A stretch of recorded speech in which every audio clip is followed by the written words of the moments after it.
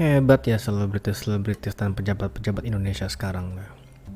Sekarang tuh mereka punya julukan baru. Ya, sekarang dipanggil Sultan.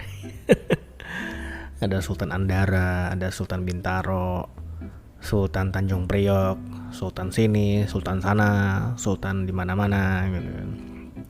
Terus gara-gara film Crazy Rich Asian, sekarang ada juga julukan Crazy Rich Surabaya, Crazy Rich Malang, Crazy Rich sini, sana. Ya buat para netizen, mereka ini nih kayak dewa jadinya gitu ya. Dan netizen jadi menghamba gitu ya. Waduh, berat banget. Nah, katanya sih ekonomi lagi susah, tapi kalau lihat medsos kayaknya kok orang pada happy-happy aja gitu ya. Ngomongin soal sultan dan para hambanya, ya memang itu sudah takdir ya. Ada yang kaya raya, ada yang dan banyak hamba yang mendamba hidup bak sultan. Ya itu takdir.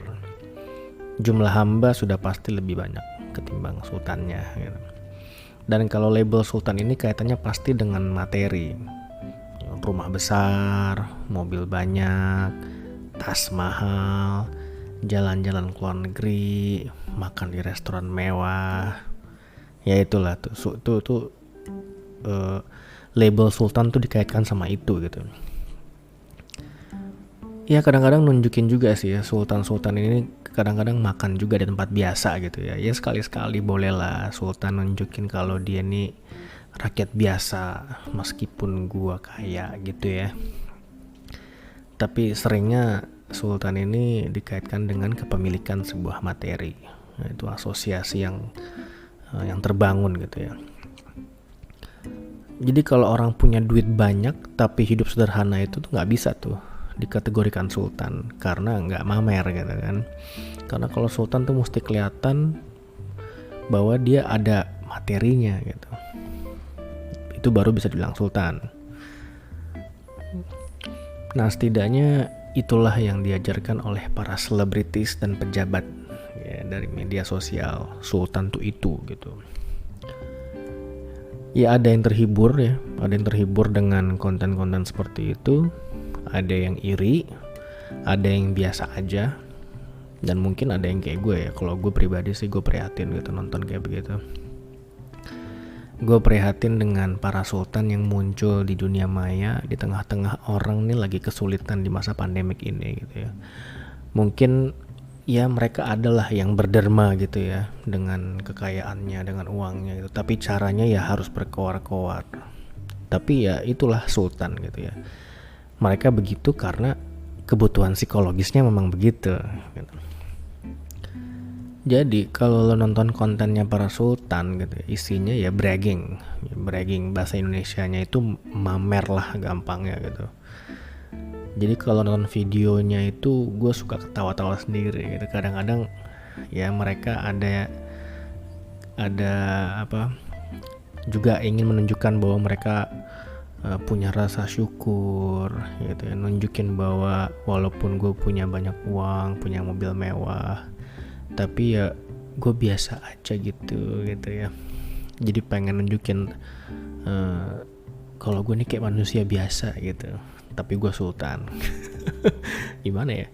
Ya misalnya gini deh, ya di statement ya gue bersyukur dengan kerja keras sekarang gue bisa beli Lambo 1, 2, 3 ya, terus beli mobil ini, mobil itu, beli rumah di sana, ya rezeki Tuhan ya, terus kerja keras ini buat ibu saya, ini buat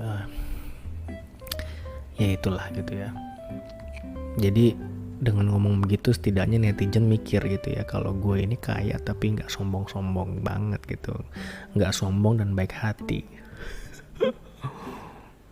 Gue ini mamer tapi nggak mamer-mamer banget lah gitu, tetap baik gitu.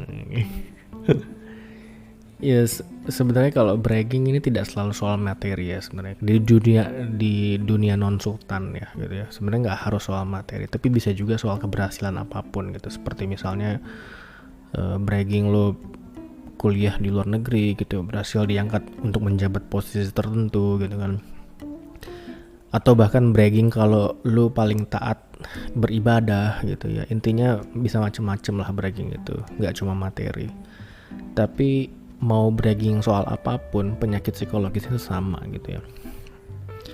Jadi bragging itu by definition ya, kalau kita lihat dictionary.com itu adalah kebanggaan yang dibesar-besarkan gitu, atau berlebihan pada diri sendiri, excessive pride of oneself gitu.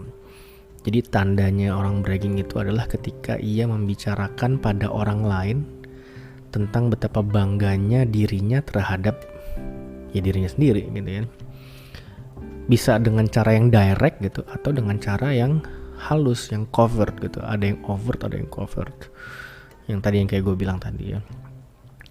Tapi menurut seorang ada terapi psikologi namanya Richard Jolson, dia bilang rasa bangga pada diri sendiri itu sebenarnya bukan masalahnya gitu. Karena yang namanya bangga pada diri itu sebenarnya adalah penyaluran gitu ya, penyaluran rasa puas, satisfaction, itu juga self esteem gitu kan. Lo menghargai diri sendiri, dan bangga itu penting buat kita sebagai manusia yang selalu berusaha menjalani hidup ke arah yang lebih baik gitu.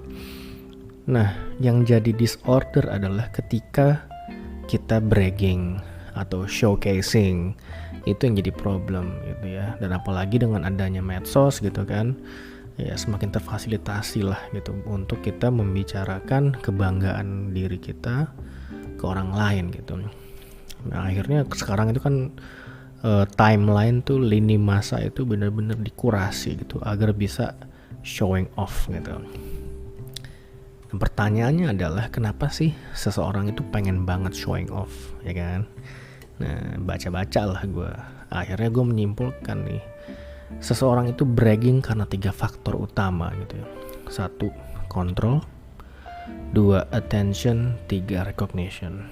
Nah, ngomongin kontrol ini adalah kondisi di mana ia bisa menunjukkan power di atas individu yang lain. Dengan showcasing atau bragging apa yang dia punya, orang itu menganggap dirinya sukses sehingga dia punya kontrol atas orang lain. At least itu yang dia rasakan gitu ya. Nah, kedua itu attention. Mereka suka perhatian, terutama diperhatikan lawan jenis gitu ya. Nah, dengan bragging ini orang tersebut merasa lebih atraktif sehingga dia bisa create attention, build connection, dan build relationship dengan orang lain, terutama ya dengan lawan jenis gitu ya. Nah, jadi amunisi itu materi tadi itu itu jadi amunisi yang dia gunakan untuk mendapatkan atensi. Karena ya memang inilah kebutuhan psikologisnya gitu ya, kebutuhan untuk diperhatikan. Nah yang terakhir adalah recognition, yaitu diakui sebagai orang yang berhasil. Nah seorang psikologis dari Harvard juga pernah meneliti ini, kenapa sih seseorang ini gak bisa berhenti gitu sharing experience atau sukses mereka ke orang lain gitu. Kenapa sih begitu penting sehingga tidak bisa nahan untuk tidak mamer gitu, ya kan? Nah akhirnya peneliti dari Harvard itu tuh menguji 5 otak manusia dengan menggunakan Functional Magnetic Resonance Imaging atau fMRI ini untuk mendeteksi aktivitas otaknya ketika mereka membicarakan dirinya gitu. Ketika orang-orang itu membicarakan kehidupannya dia gitu. Jadi pas mereka ngomong diminta menceritakan tentang diri mereka sendiri, otaknya juga di scan pakai fMRI itu. Ternyata ya bagian otak yang teraktivitas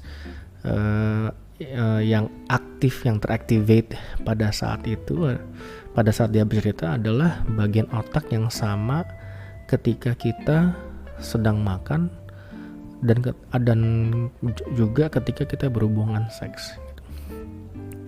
Jadi sensasinya sebegitu kuatnya gitu ya, sebegitu dorongan mamer itu juga mempunyai sensasi dopamin yang tinggi gitu, jadinya sangat adiktif gitu